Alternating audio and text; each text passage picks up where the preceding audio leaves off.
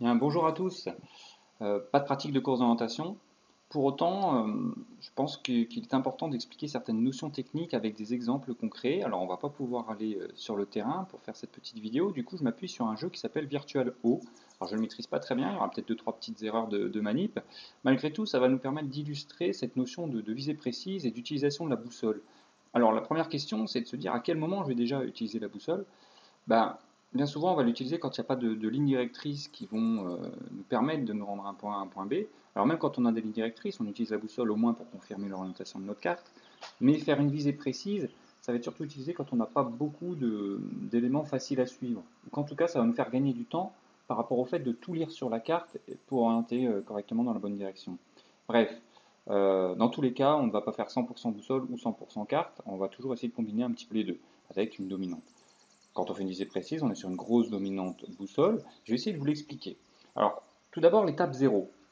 L'étape 0, c'est simplement être sûr de là où on est avant de faire une visée précise. C'est inutile de faire une visée précise sans savoir d'où on part. L'exemple que je vais vous prendre, il n'y a pas plus simple, je pars d'une balise, je sais donc exactement d'où je pars. Vous pouvez voir à droite de l'écran que je suis au poste 1.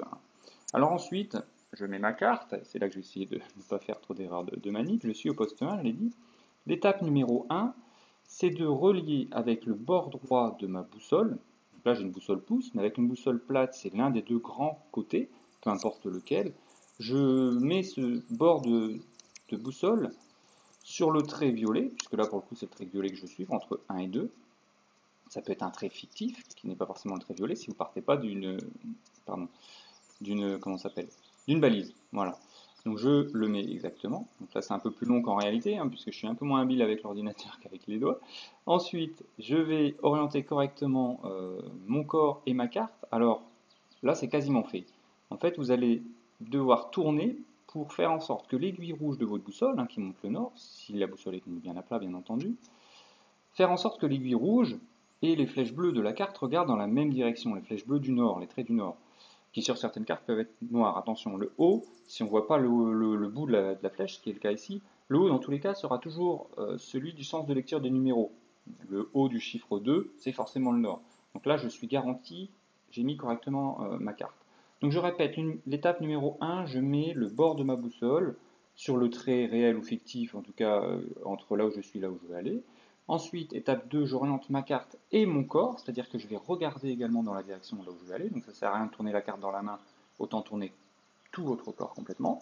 Et ensuite, vous allez faire la vision en elle-même, c'est-à-dire que là, vous allez lever les yeux et regarder au loin pour aller ensuite dans votre déplacement le plus droit possible. Donc prenez un point de repère le plus loin possible. Ce point de repère, vous allez le fixer dans le prolongement du côté droit justement de votre boussole. Sur certaines boussoles plates, c'est une petite flèche en fait généralement qui va vous montrer justement où regarder et dans quelle direction courir. Donc c'est fait, vous pouvez cacher votre carte un petit peu et courir. Alors là normalement je pense que je cours dans la bonne direction, j'ai des petits obstacles que je contourne, tac, tac. Et alors là, j'arrive à un sentier. C'est l'occasion pour moi de vous expliquer quelque chose de très important. Quand on réalise une visée précise, c'est pas le tout de mettre la carte dans la poche et de courir. Vous allez devoir contrôler votre déplacement.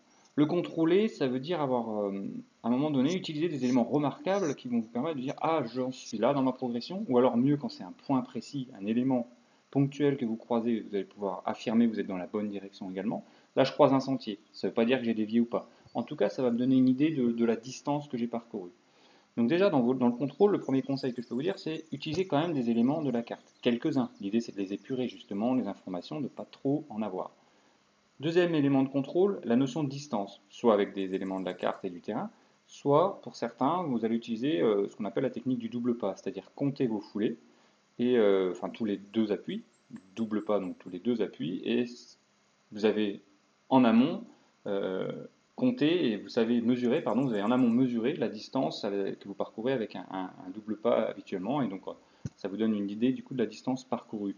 Certains ont incorporé et n'ont pas besoin de compter, ça se fera progressivement ça d'ailleurs, probablement pour la majorité d'entre vous.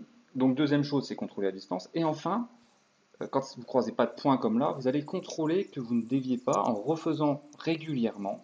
Régulièrement, c'est peut-être toutes les 10 secondes, 15 secondes, 30 secondes grand maximum, des points sur est-ce que j'ai bien tenu mon cap, est-ce que mon aiguille est toujours bien orientée par rapport à ma carte, Là, pour le coup, oui, mais vous pouvez voir, je vais faire exprès de dévier. Si je tourne sans le faire exprès parce que j'évite des obstacles et puis je ne me remets pas bien, ben, quand je regarde ma carte, je peux voir que l'aiguille rouge ne regarde pas exactement dans le sens de mes flèches bleues. Donc je dois absolument bien me remettre. Alors je me remets bien, et là, quand j'ai dévié, c'est difficile de savoir de combien on a dévié. Là, dans mon exemple, je n'ai pas dévié de beaucoup puisque le poste suivant, je le vois.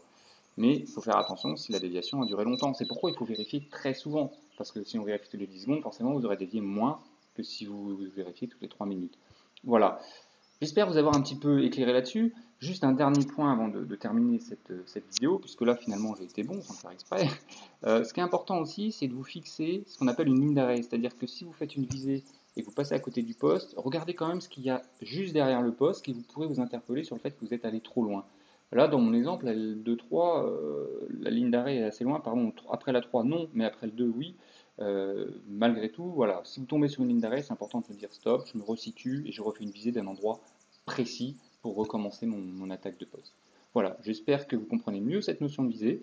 Et puis, bah, je vous souhaite une bonne fin de journée. Au revoir.